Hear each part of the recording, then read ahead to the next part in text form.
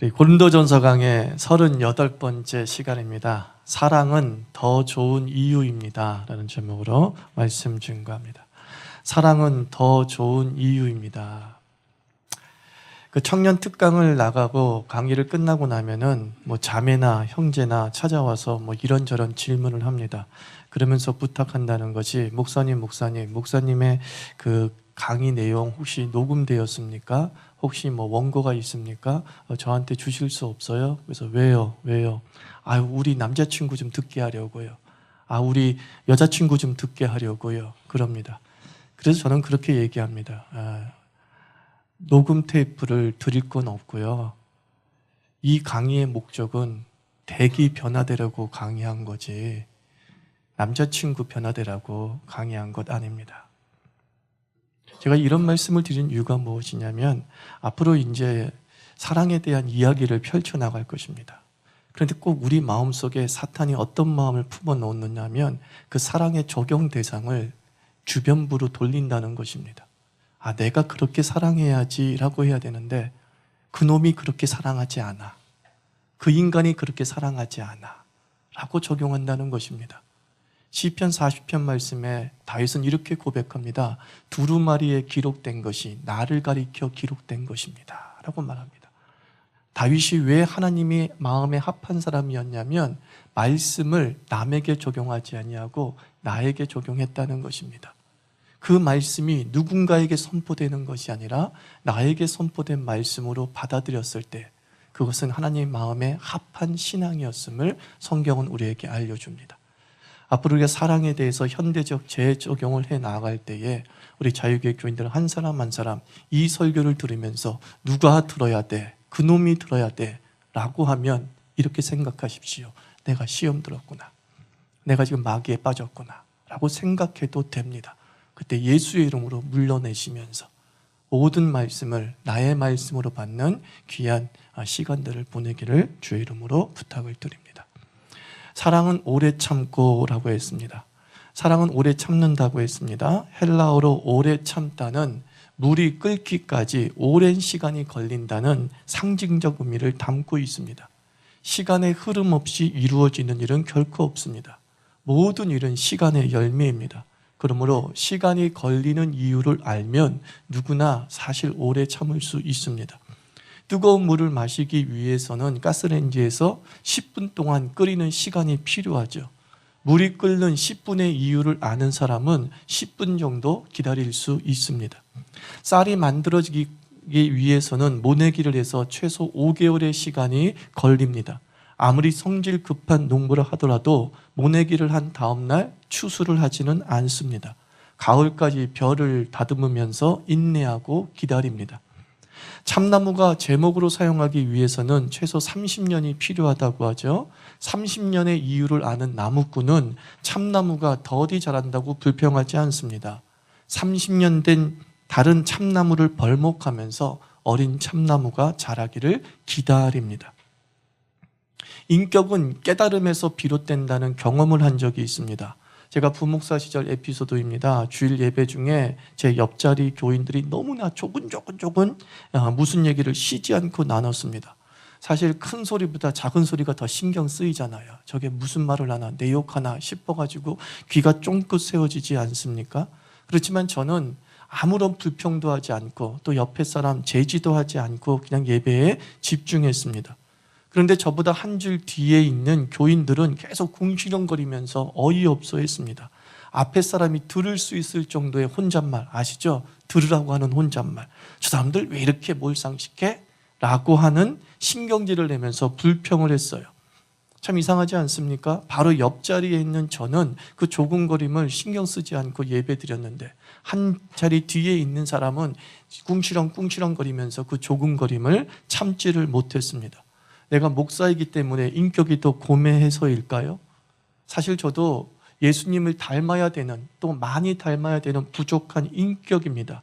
그럼에도 불구하고 옆에 있는 사람에 대해서 불평하지 아니하고 그 수근거림에 대해서 참을 수 있었던 이유는 뭐냐면 내 옆에 있는 사람이 조근거리는 수근대는 이유를 알았기 때문입니다. 제 옆 사람은 자기 옆에 있는 일본인에게 예배를 통역해주고 있었던 거거든요. 반면에 뒷줄에 있던 교인은 이게 통역인지 뭔지를 모르기 때문에 그 뒤 성도가 떠들고 있다라고만 생각하는 지극히 정상적인 반응을 보인 것입니다. 신경질을 내던 제 뒷자리에 있던 성도도 만약 이것이 통역인 줄 그 이유를 알았다면 저는 당연히 참았을 것이라고 생각합니다. 오래 참는다는 것은 인격의 문제가 아닙니다. 인격의 문제라고 한다면 아름다운 사랑은 사실 세상에서 찾아볼 수가 없죠. 성자만이 이 사랑을 할 수 있고 오래 참는 사랑을 할 수 있습니다. 오래 참음은 깨달음의 문제임을 가르쳐 줍니다. 이유를 알고 있으면 누구나 오래 참을 수 있습니다. 잠언 14장 말씀 보면 깨달음이 분노를 죽인다라고 했습니다. 화를 내던 사람도 자초지종을 듣고 나면 머쓱해서 이렇게 한마디 하지 않습니까? 진작 말하지, 낸들 그런 줄 알았나? 이런 얘기 한 번쯤 많이 하셨었고 들었을 줄 압니다. 막연히 오래 참으라고 하면 누구도 참을 수 없지만 이유를 알면 누구나 성인군자가 될 수 있습니다. 그러므로 사랑은 설명이 필요합니다. 사랑은 설명이 필요합니다. 한국의 어머니처럼 자식에게 지극정성인 분들이 없습니다. 그런데 자녀들이 어머니에게 질린 이유가 무엇이냐면 우격다짐 때문이에요. 다 너를 위해서야, 무조건 해. 도대체 설명이 없는 것이죠. 그러니 자녀들이 어머니의 마음을, 아버지의 마음을 오해합니다. 나는 주워왔나 봐. 우리 엄마는 계모인 것 같아. 그러면서 막 가출을 시도하기도 하는 것이죠. 나중에서야 부모의 본심을 알고서 부둥켜 안으면서 이렇게 말하는 거죠. 엄마, 그때 왜 나에게 자세히 말해주지 않았어? 엄마, 그때 그 얘기했으면 됐잖아. 라고 하면서 오해를 풀어가는 것입니다. 하나님은 사람을 사랑하십니다. 그런데 사람이 하나님의 사랑을 잘 모릅니다.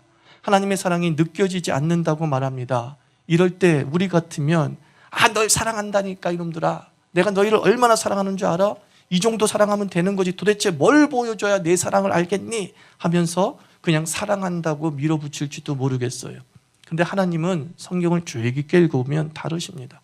요한복음 3장 16절에 이렇게 말씀합니다. 하나님이 세상을 이처럼 사랑하사 독생자를 주셨으니. 여러분 단어 하나하나 이렇게 풀어서 한번 잘 읽어보십시오. 하나님이 세상을 사랑합니다 라고 영어 성경은 이렇게 출발해요. 하나님은 여러분을 사랑합니다. 하나님은 당신을 사랑합니다. 그리고 난 다음에 나온 부사가 뭐냐면 because예요. 무엇 때문에 사랑하느냐? 어떻게 사랑하느냐? 이처럼 사랑하사 독생자를 주셨으니. 하나님께서는 자신의 사랑을 설명하고 계십니다. 내가 널 사랑한다. 근데 어느 정도로 사랑하냐면 독생자를 줄 정도로 내가 너희를 사랑한다 라고 설명하는 것이죠. 그 사랑의 설명을 들으면서 놀라워하는 거예요. 하나님은 정말 나를 사랑하시는군요. 흑흑흑 감동 하는 모습이 나타납니다. 설명이 없으면 깊은 사랑조차 오해가 되고 상처가 됩니다. 사랑하기 때문에 우리는 더 자상하게 이유를 설명해야 됩니다. 사랑하는데 무슨 이유가 필요합니까마는 그것은 사랑하는 사람의 입장이고 사랑받는 사람의 입장에서는 사랑하는 이유를 알고 싶어 하는 것이죠. 그가 나를 사랑하는 이유를 알게 될 때마다 이제 감사하게 되는 거고 그가 나를 사랑하는 이유를 되뇌일 때마다 높아지는 자존감이 미소를 짓게 되는 거예요. 저 사람이 이 정도로 나를 사랑해 주는구나 라고 했을 때 사랑받는 자의 자존감이 높아집니다.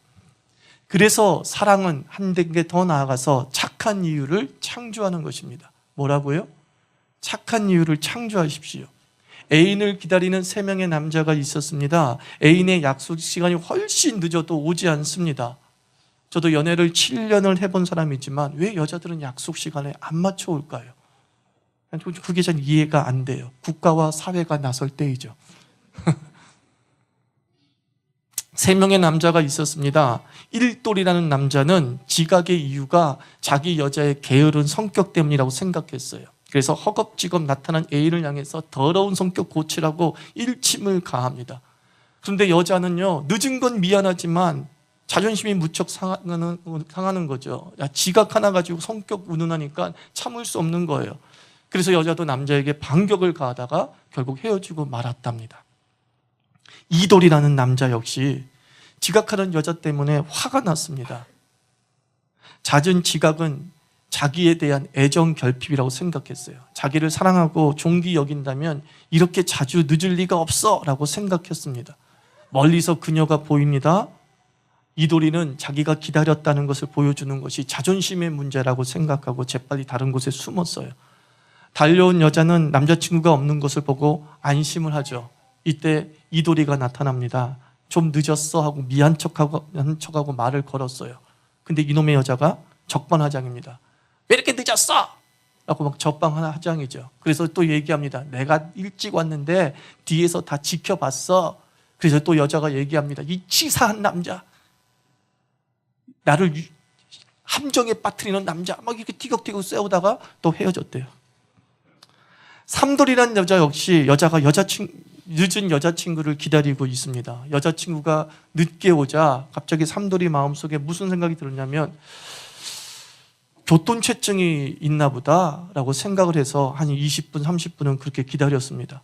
좀 더 시간이 흐르자 갑자기 또 삼돌이의 마음에 어떤 생각이 들었냐면 무슨 사고 난 거 아니야?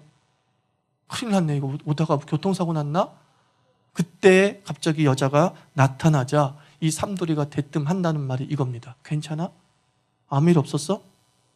아무 일 없었어. 아무 일 없었어. 그럼 됐어. 그리고 둘이는 알콩달콩 데이트를 했답니다.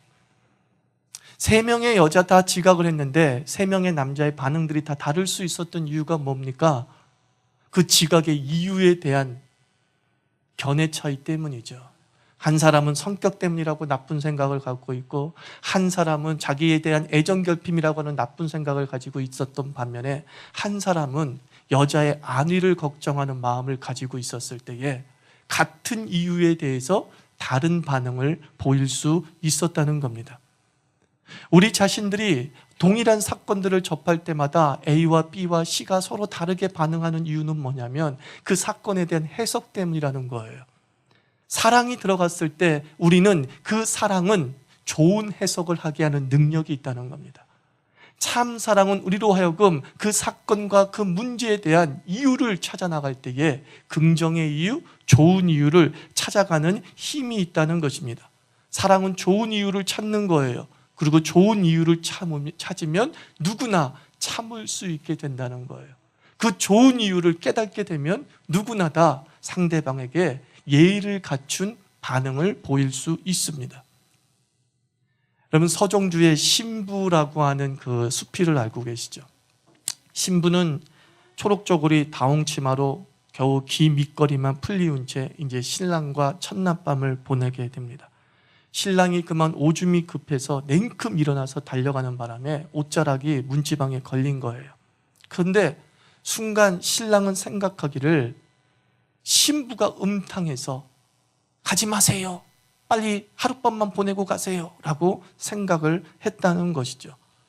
그래서 이 신랑은 너무 불쾌하고 괘씸하고 내가 이런 음탕한 여자, 이렇게 성적인 것에만 관심을 보이는 여자와 결혼하는 것은 불행한 거야 라고 하면서 오줌 싸러 나가는 척하면서 그냥 도망가 버렸어요. 그리고 나서 40년인가 50년이 지나간 뒤에 뜻밖의 볼 일이 있어서 신부네 옆집을 지나갔더니만, 그리고 잠시 신부 방이 궁금해서 문을 열어놨더니만 신부는 기민 머리만 풀린 채 첫날 밤 모양 그대로 초록 저고리 다홍치마 그대로 앉아 있었다는 거죠. 안쓰러운 생각에 어깨를 가서 어루만지니까 그제서야 그 신부는 죄가 돼서 폭삭 내려앉았다. 초록죄와 다홍죄로 내려앉아 버렸다. 이렇게 서정주는 표현하죠. 참 이 시필은 읽을 때마다 마음이 아리지 않습니까? 신부에 대한 괜한 오해가 가슴앓이가 된 거죠. 초록으로 삼고 다홍으로 살 수 있었던 사랑이 나쁜 이유로 인해 죄가 돼버린 거예요. 그 사건에 대해서 문짝이에 걸렸나? 라고 돌아보면 될 뿐인데 돌아보지도 않고 확인하지도 않고 자기 마음에 드는 첫 번째 생각으로 반응을 보였을 때 그 귀한 신부 잃고 말았다라는 것입니다. 사랑하는 성도 여러분, 하나님을 사랑하십니까? 하나님을 사랑한다는 것은 무슨 뜻이냐? 하나님에 대해서 좋은 생각만 갖는 거예요.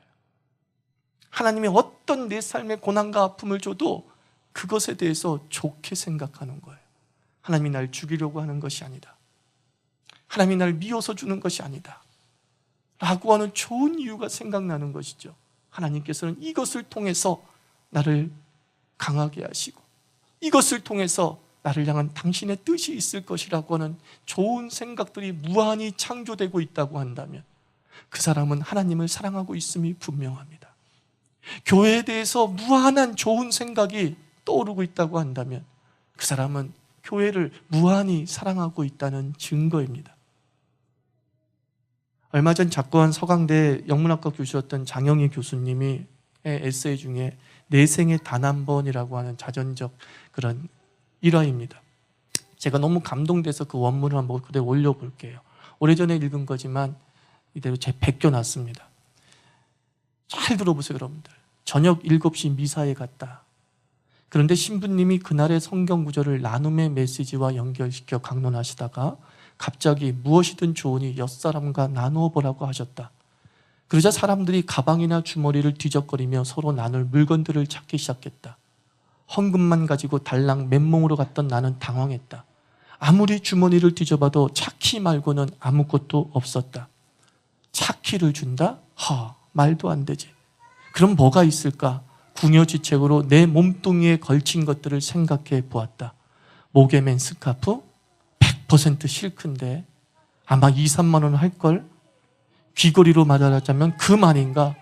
금 한 돈쯤 되는 것 같은데 5만 원은 할 거야. 목걸이는 아마 그보다 더 비싸겠지? 대충 6에서 7만 원? 평상시 숫자라면 100치에 가깝도록 무능한 나의 두뇌가 못 줄 이유를 찾기 위해서는 놀랍게도 성광처럼 빠른 속도로 내가 지닌 물건의 가격을 계산하고 있었다. 옆에 앉은 할머니의 행색이 옹색해 보여서 날씨가 추운데 할머니 재킷이 너무 얇아 보여서 등 얼마든지 줄 이유를 찾으려면 얼마든지 찾을 수 있었는데도 거의 조건 반사적으로 못 줄 이유를 찾은 것은 아마도 이제껏 살아오면서 알게 모르게 다져온 나의 마음가짐일 것이다. 없어서 나누지 못하는 것이 아니라 못 줄 이유가 많아서 나누지 못한다는 겁니다. 나눔은 의지가 아니죠. 나눔은 오래된 습관이 아닙니다. 나눔은 사랑입니다. 사랑하면 줄 이유를 찾습니다. 줄 이유가 없을 때는 머리를 극적이면서 이렇게 주잖아요. 그냥 그러잖아요. 왜 줘 나한테? 그냥 주고 싶어서. 왜 줘 나한테? 그냥 너 가져. 우리 삶 속에서 수많이 못 줄 이유를 찾아가고 있지 않습니까?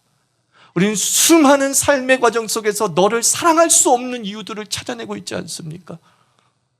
내가 그 사람을 미워해야 될 이유들은 너무나 쉽게 찾아가는 관성은 가지고 있는데 그 사람을 사랑해야 될 이유들은 도대체가 찾지를 못하겠는 거예요.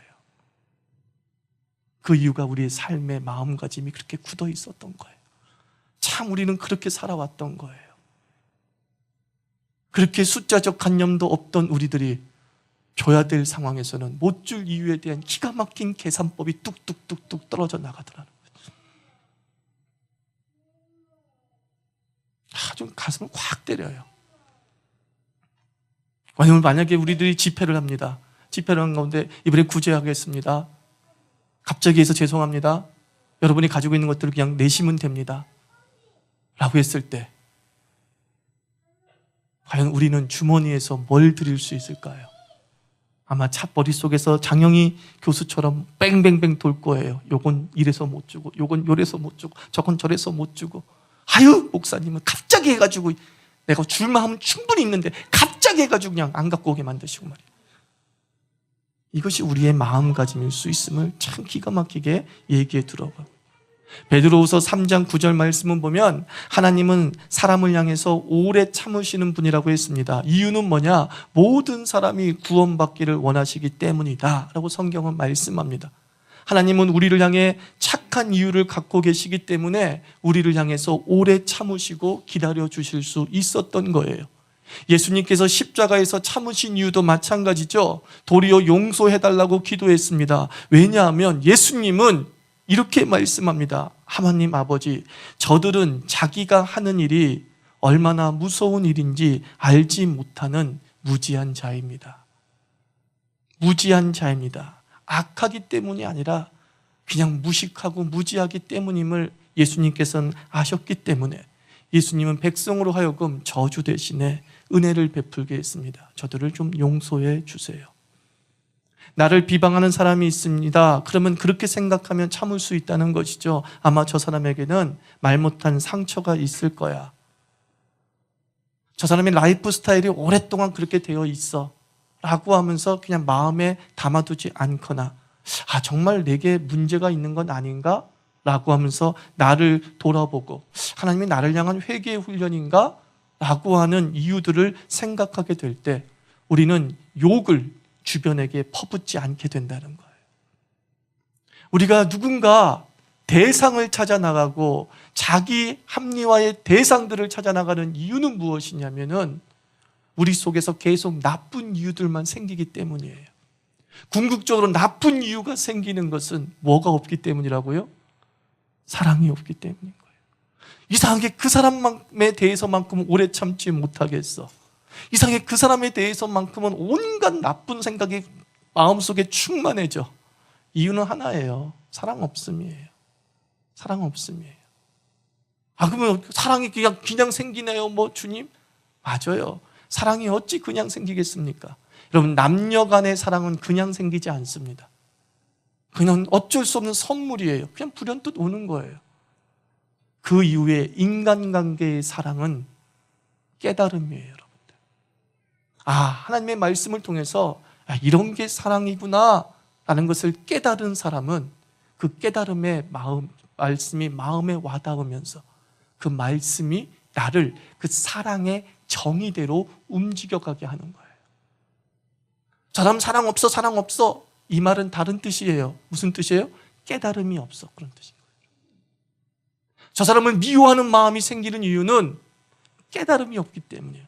무엇에 대한 깨달음? 말씀에 대한 깨달음이 없기 때문에. 말씀이 심령 골수를 쪼개는 역사를 체험한 사람은요, 사랑이 그거다 라고 했을 때 그 말씀대로 살려는 마음이 생기는 거죠. 그리고 그 살려는 그 말씀이 훈련되고 반복되어지고 간성되어지면서 못 줄 이유만 찾는 습관적 악성 종양이 죽어버리고 줄 이유만 찾는 창조적 이유들이 삶에 충만하게 되는 거예요. 설교를 못하는 담임 목사님이 계셨다고 합니다. 그런데 그분은 20년이 넘도록 그 교회에서 강력한 카리스마를 풍기면서 목회를 하고 계셨대요. 개척부터 지금까지 그분을 너무나 사랑하는 장로님 때문이었다는 거예요. 장로님은 설교가 별로 안 좋아요 하는 말을 하는 성도들이 있으면 신방을 가서 이렇게 말씀하셨다고 합니다. 저도 목사님이 조금 어눌하다는 것 압니다. 하지만 하나님의 사랑하는 마음이 너무너무 커서 그것을 다 표현 못해서 좀 어눌하게 들리는 것 뿐입니다. 이 얘기를 교인들에게 찾아가서 얘기를 했다는 거예요. 뭐예요? 목사님에 대한 사랑이 그 목사에 대한 나쁜 이유보다 좋은 이유를 찾게 했다는 거예요. 제가 이 말씀을 드리는 이유가 뭐냐면 저는 우리 자유교회가 많은 사람들이 그렇게 얘기를 해요. 전도를 해야 된다고 얘기해요. 전도는 어떻게 되는 건 줄 아십니까? 우리 교회를 좋게 말하는 게 전도예요. 우리 교회를 욕하는데 누가 우리 교회 오겠어요? 그 사람의 얼굴 표정에서 예수를 믿으라고 하는데 우리 교회에 대한 욕이 가득 담겨져 있어요. 전도가 될 수가 없는 거죠. 저는 그래도 이 목사님보다는 낫잖아요. 어눌하진 않잖아. 더듬지는 않잖아.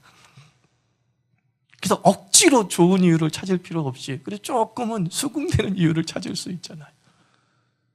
저는 자유교회를 사랑합니다. 여러분도 자유교회를 사랑하는 줄 믿습니다.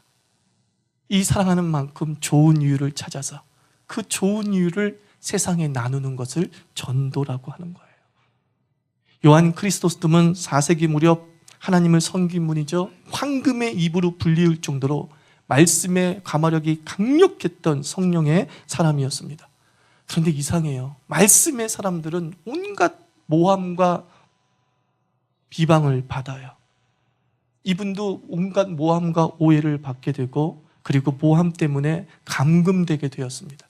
감옥에 감금되었을 때 유명한 일화가 내려오고 있죠. 주님, 저에게 이렇게 조용한 기도실을 주시니 감사합니다 라고 기도했습니다. 이 말을 듣고 이 대적자들과 황제가 아주 그냥 황당해가지고 흉악범으로 가득한 감옥으로 보냈습니다. 그러자 그리스도스님이 또 기도합니다. 이 불쌍한 죄수들이 복음을 들을 수 있게 하시기 위해서 이곳에 파송하시니 감사합니다. 또 그 기도를 듣고 신경질이 치민 황후가 사형을 시키려고 하자 그 소식을 들은 그리스도스님이 또 기도했다고 합니다. 성도의 아름다운 죽음이 순교라고 했는데 나에게 이런 영광을 주시니 감사합니다.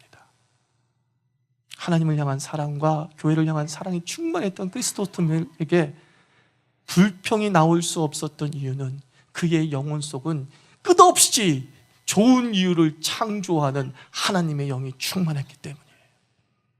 끝없이 하나님에 대해서 아름다운 이야기를 하는 삶이 습관이 되었기 때문에 그런 하나님을 찬양할 수 있었어요.